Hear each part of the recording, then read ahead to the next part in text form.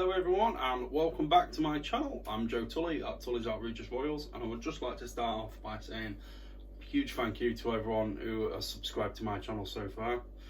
Every channel on YouTube has its number of subscribers, but there is only a select few that have been there from the beginning, and that's you guys, so thank you very much. If you are new to the channel, if you can do us a favour, like, subscribe and hit the notification bell so you can keep up to date with any of the latest videos that are going to be rolling out. I am going to try and upload one video a week, so just to warn you guys off, that fresh content every Sunday, and that's how I'm going to try and run it. I might branch out to 2 a week, but time's a limited commodity in my life, so I'm just going to start with what I can handle at the minute. What we're going to take a look at today is the hatchlings from the cleanup video last week. They've all shed out now, and I just wanted to take a bit of a closer look at them, explain a little bit on how we ID different morphs. There's nothing too complicated in these clutches, it's all fairly straightforward. And I'd like to explain just briefly how I set these hatchlings up. So let's roll that intro, guys, and get into it.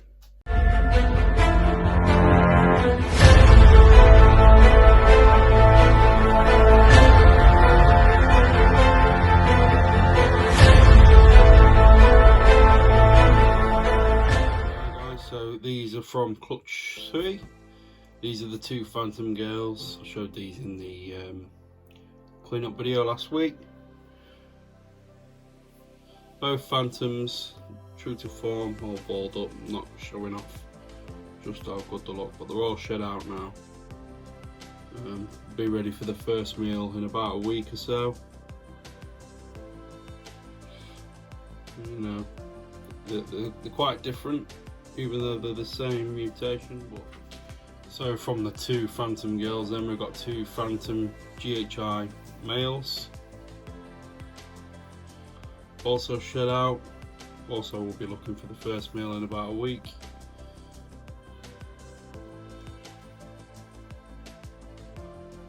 Quite chunky as babies, and there was quick off the mount with a shed as well. So just from experience, snakes like this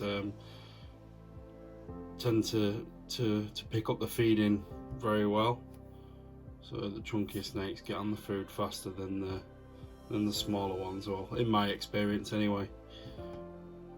Yeah, so that's the Phantom GHI males. So that leaves the step sibling of the clutch. This is the scaleless head from the scaleless head male, which was also paired to the previous female. It's quite difficult to tell, but he has got a couple of scales missing there. Scaleless head, sometimes they're very high expression where they're almost bald. So I've got one here which I'll show. So this one is from another clutch. It's very high expression, sort of scaleless head. So you know, if you see that, ask no more questions. You know what it is.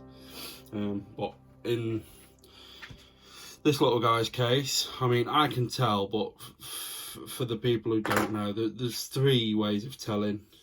So the scales missing on the head, the heat sensing pits, they tend to lose a couple of them. This guy is not playing ball at all. He does not want to show you. Let's just get that to focus there. Yeah. So this one has actually got a lot of his heat sensing pits still there. The dad of this one has only got 2 heat sensing pits at the front, so he's missing a couple on this side. And then the other thing is the scales on the belly, the ventricle scales up the way to the coaca. So if you look there, those scales here, they're split. That's another trait of the scaleless head. I believe the same is true for the microscale as well, but that's not the line I'm working here. I work the scaleless head.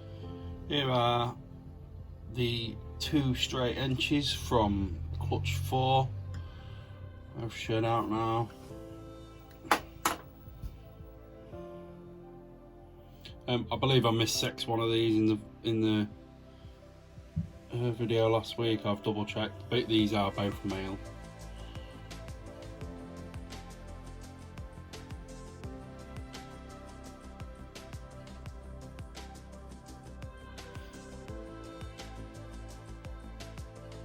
Enchi 66% het pied. I believe this one is showing some markers. And I don't see any in this one, but that's not to say he's not. I tend not to think that the tracks don't occur as much in the Enchi anyway. But I do feel like this one is showing markers and this one isn't. Here's the 2 pastels. This one's not shed out yet, but I didn't want to hold the recording up and wait for this one to shed. He seems to be taking his time with it. Let's get a good look at this one. Just to give you an idea of how much better they look when they've been through the first shed. You know, there's a good contrast there.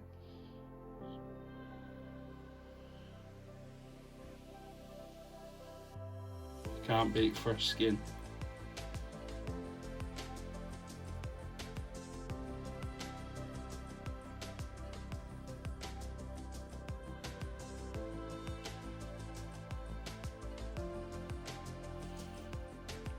Yeah, in all the glory. Just before we move on to the next hatchling then, I just wanted to take you through this. So this is the guy that we've already had a look at. So we take the Enchi gene, the straight Enchi, the pastel gene,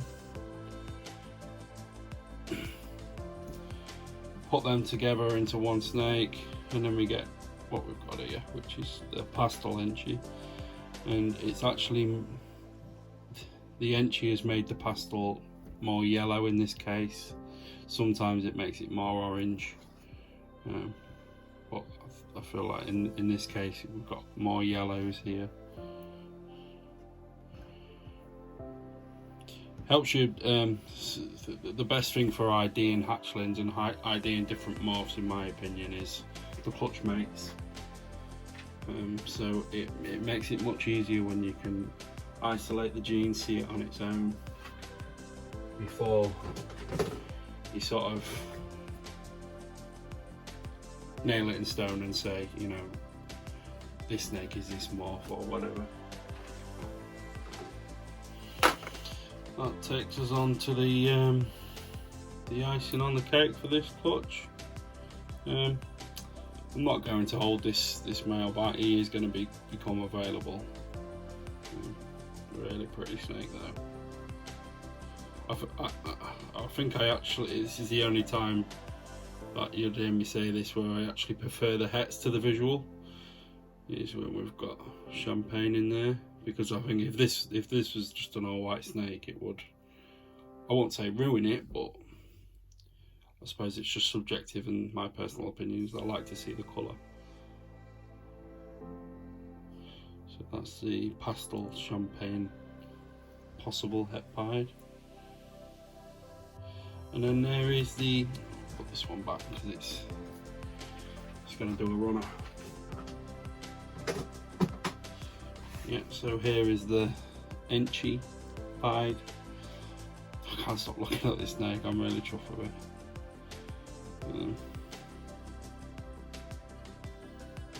And this snake will just be, you know, a building block. By the time this snake is breeding size, I should be well on the way with my Dreamsicle project. So having a visual with the Enchi as well will really help get an Enchi into it. So anything this produces will be 100% het pied, and if there is pied on the male side, that increases your odds even further. I think what I like most about this is the blushing in the flames up the sides. Really bright. If it was any brighter, you'd hear it.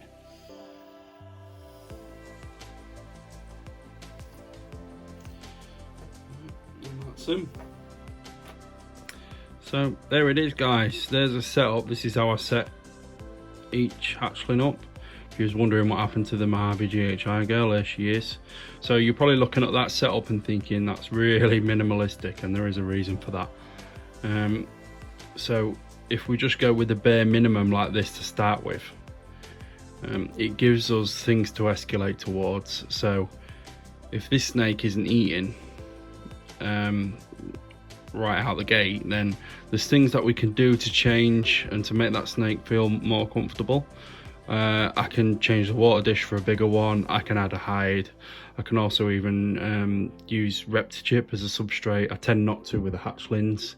I do that with my adults, but you know, if you just do that straight out the gate, then you've got nothing that you can really escalate towards. So I start out minimalistic, and then I'll add a hide or a bigger water dish or even substrate if I need to. So I hope you all enjoyed that closer look, guys. Really impressed with those two clutches. Very happy with the quality that I'm producing. It's getting better every season, and you know, it's only going to go in one direction. I'm going to strive to improve with each clutch every season, and I'm just going to keep chipping away at it until I'm producing the best snakes that, you know, I can produce. I've had a few people ask me about morphs that they have in their collection. So I've got this morph. What are the best genes to pair with it? And if I'm honest, I don't really like that question. It's all subjective. Everyone likes what they like. One breeder might really like it as well. Another one just completely out of their taste range, and that's good. That's good. We want that. We don't want everyone to be producing the same things. But if you've got a project that you're into and you like, you know, that's all you need. You run with that and you go with it. And that's how you're going to be passionate about what you're doing. And passion is contagious. So if somebody else sees it and they see your passion, you know, that's going to spread to them, and then before you know it, you know, they'll just, well, there already is. There's already breeders all over this industry that are absolutely mad for it. And this is how we keep it going. So just work with what you like. If somebody else don't like it, then it doesn't matter. Somebody else out there will. So that's enough from me this week, guys. We'll see you next week. Thank you very much, everyone, for tuning in, and I'll see you next time.